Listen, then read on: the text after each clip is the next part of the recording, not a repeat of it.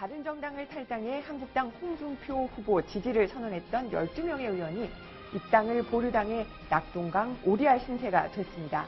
함께 탈당하려던 황영철 의원은 당에 남아 유승민 후보를 돕겠다고 밝혔습니다. 오늘의 뉴스톱10 1위로 선정했습니다.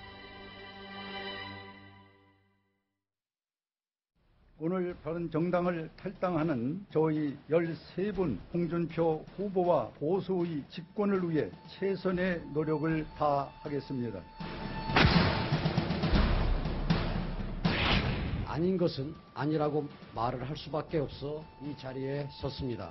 당 소속 대통령을 모질게 공격한 분들입니다. 정치적 빈사 상태에 빠지게 되자 살기 위해 이러한 선택을 한 것입니다. 그분들에 대한 일괄 복당이 이루어지면은 저는 그동안 14년 동안 정들었던 자유한국당을 떠나겠습니다. 동료 의원들의 요구에 따라서 탈당 발표에 동참을 했습니다. 저는 바른정당에 잔류하며 유승민 후보의 마지막 선거운동에 힘을 보태고 아니 국회의원이 뭐 그래? 고민하신 결과라고 생각하고 같이 교육 보수 길로 동참해 주셔서 고맙게 생각합니다. 네, 황영철 의원 탈당과 동시에 또 말을 번복한 건데, 자, 탈당할 때 결심, 그런데 가야 될 곳, 들어가야 될 곳의 분위기 미리 예상 못했을까요? 예상하지 못했던 것 같습니다. 친박 때 저렇게까지 반발을 심하게 할 줄은 몰랐던 것 같고요. 근데 작은 것처럼 전부 다 친박들이 어제 일제히 나서서 네. 마청의 서청원 의원부터 해서 저 방금 커뮤니에서 봤지만 김태우 의원까지 친박 모든 의원들이 다 나와서 반대 의사를 표명했습니다. 네. 따라서 당내 한국당 입장에서는 대선을 앞두고 다시 개파 갈등이 불거질 수 있는 굉장히 위험한 상황이 왔죠. 네. 홍준표 대표도 후보도 분명히 얘기할 수 없는 그런 상황이 왔던 것 같습니다. 네. 그런데요, 황영철 의원이 이 잔류파 의원이 또 있다라는 식으로 언급을 했습니다. 그 내용 직접 함께 들어보시죠.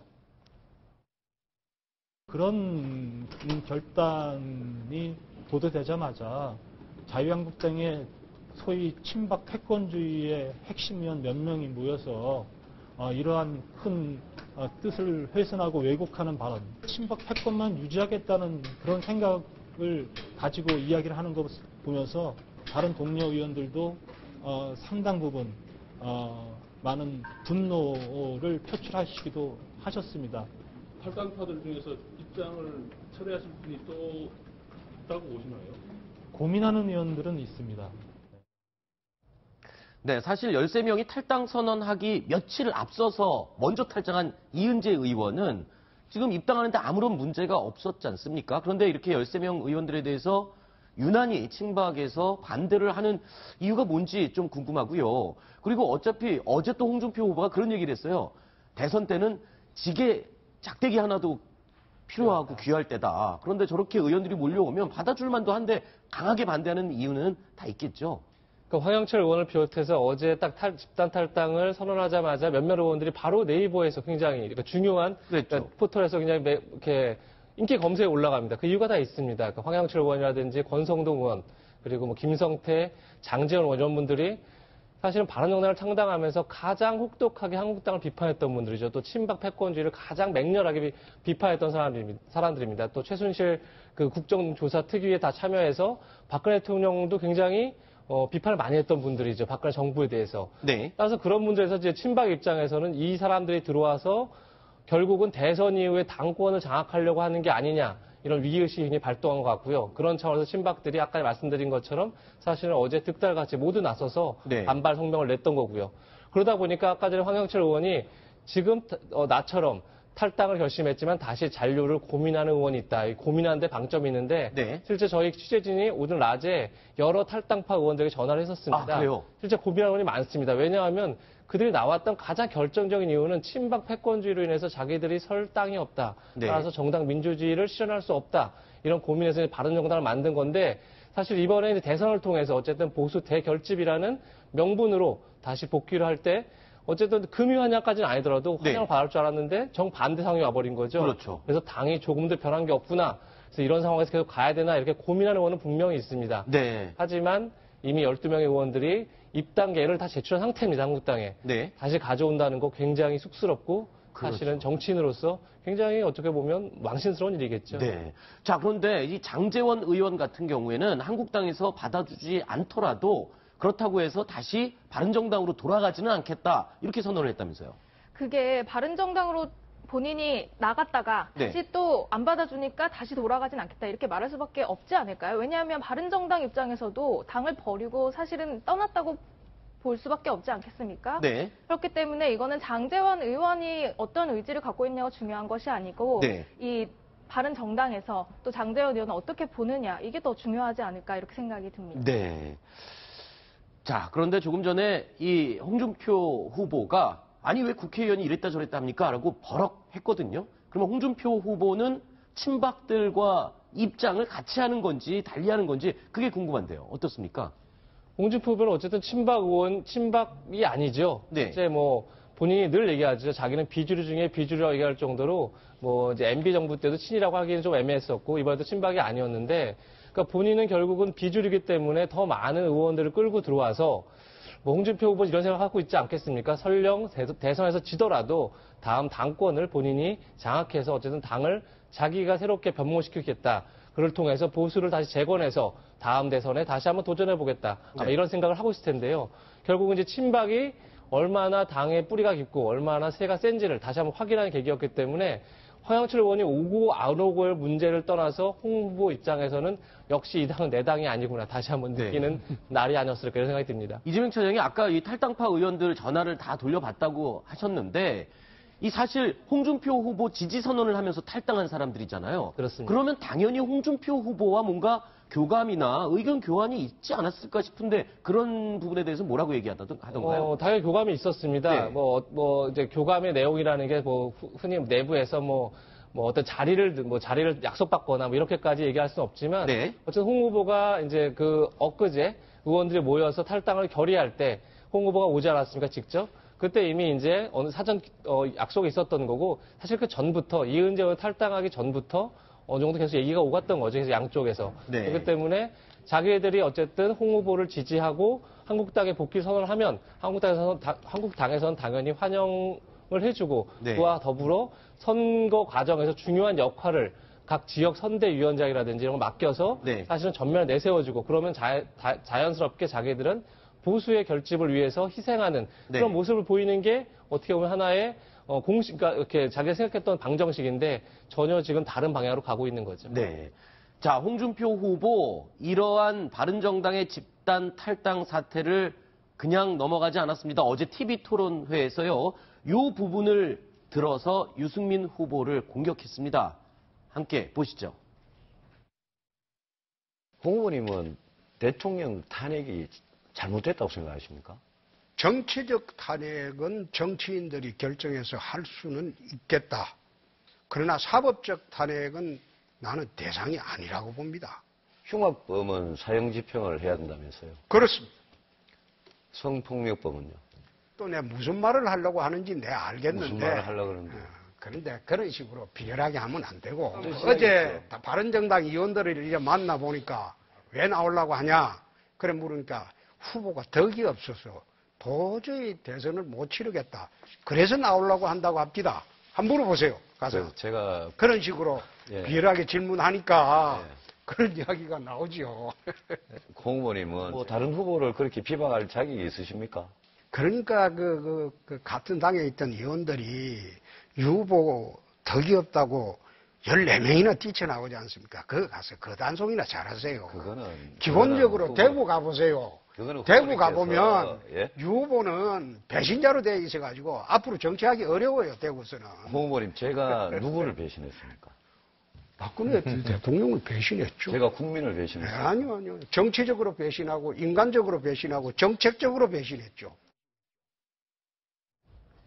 자, 탈당한 바른정당 의원들 과연 홍준표 후보에게 이번 대선 결과에 힘을 실어줄 수 있을지 우리 패널들의 생각을 한번 들어보도록 하겠습니다. 김태현 변호사의 생각 먼저 듣겠습니다. 저는 결과적으로 홍 후보에게 별 도움이 되지 않을 거라고 봅니다. 일단 여론 흐름이 너무 안 좋고 오히려 유승민 후보에게 동정표가 가는 상황이기 때문에 홍 후보가 애초에 어떤 생각을 가지고 이 사람들을 영입했는지와 상관없이 오히려 부동층이 있는 보수표는 일부가 유 후보에게 갈 가능성이 저는 높다고 보고 네. 그런데 홍 후보가 사실 이 사람들을 영입했을 때는 뭐 대선에서는 기레작대기 하나라도 뭉쳐야 된다 얘기는 하지만 네. 대선보다는 그 이후에 당내 권력 투쟁에서 친박에 대항하기 위한 소위 말해서 홍파를 만들기 위한 어떤 정치 작업으로 저는 영입한 거라고 보기 때문에 네. 이번에 뭐 별 효과가 없다 하더라도 대선 이후에 그 자유한국당에 다시 한번 예전에 친박 비박과 같은 친박과 친홍의 개파 투쟁의 전초전의 성격이 짙다.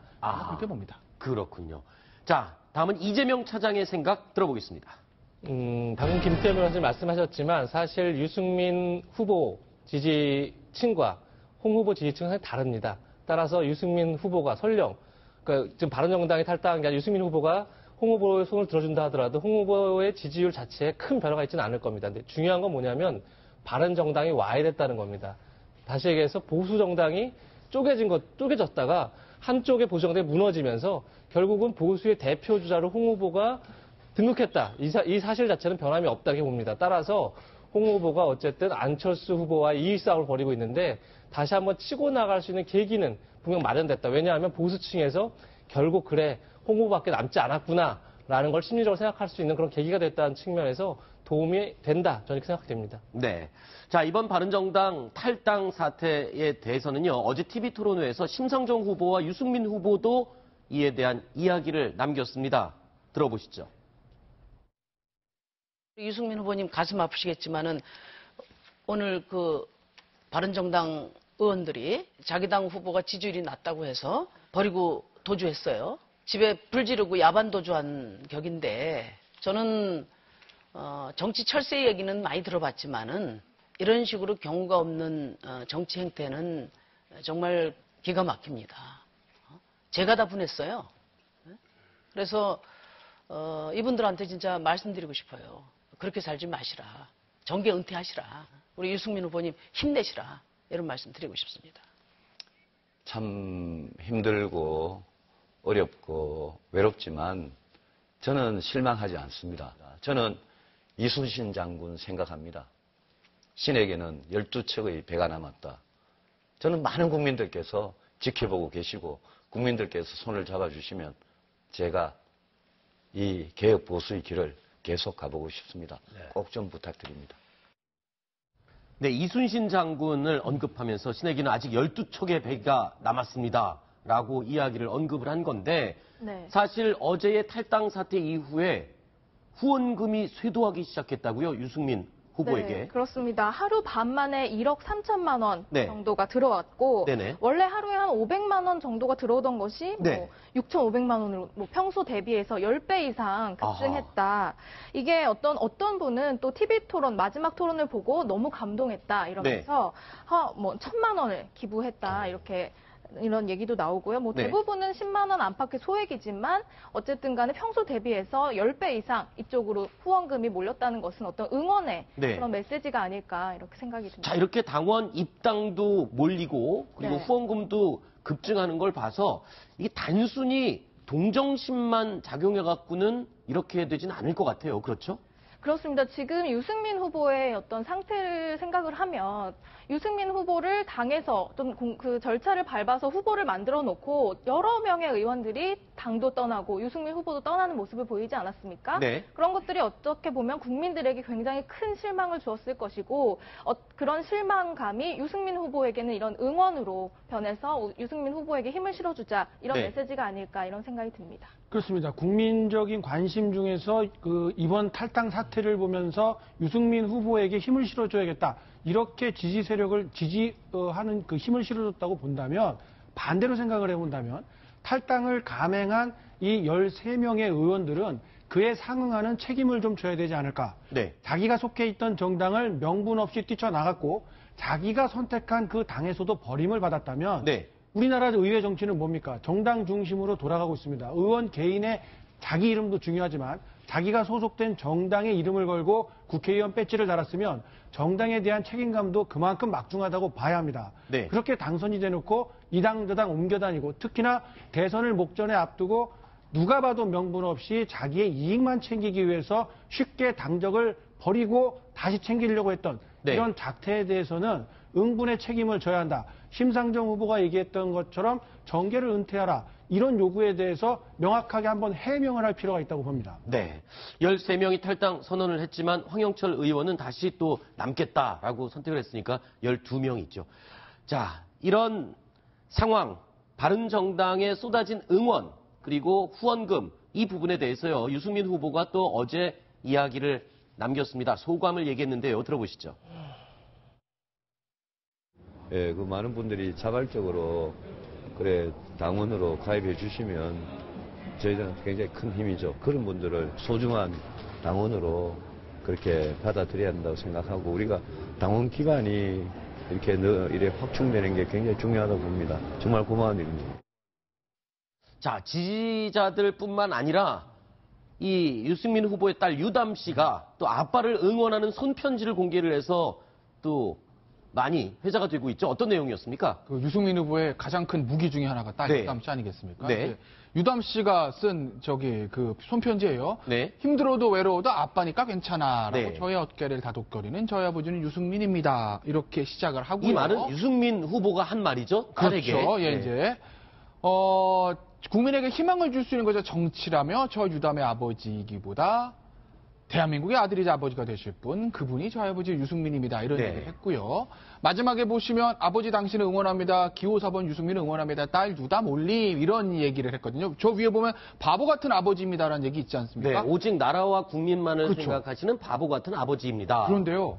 정치인들한테 바보다라는 이 타이틀은 네. 굉장히 효과가 좋은 타이틀입니다. 뚝심 있고 뭔가 아니, 그렇죠. 예전에 기억나시죠? 바보 노무현. 그렇죠. 그러니까 부산에 계속 출마하는 거 바보 노무현의 타이틀이 붙으면서부터 노무현 전 대통령 신화가 시작되지 않았습니까? 그랬죠. 그러니까 이제 바보 같은 아버지라고 썼을 때 뭐 그걸 노린 것은 꼭 아니겠지만 네. 바보라는 타이틀은 유승민 후보에게 좀 좋은 타이틀이라고 보고 네. 손편지가 2번 나왔습니다. 네. 지금 유담 씨가 쓴 손편지가 있고 5월 1일 날 탈당 사태가 막 있을 때 그 본인의 페이스북에 본인의 손으로 편지를 써서 싹 사진 찍어서 올린 것이 있어요. 네. 거기 이제 유승민 후보가 개혁 부수의 길은 무엇인가라는 본인의 어떤 강한 개혁 부수의 길에 대한 의지를 표명하지 않았습니까? 네네. 그 분야의 2개의 손편지가 저는 유승민 후보의 이번 대선을 떠나서라도 정치, 앞날 정치에 굉장히 좋은 자산이 될 거라고 봅니다. 네, 알겠습니다.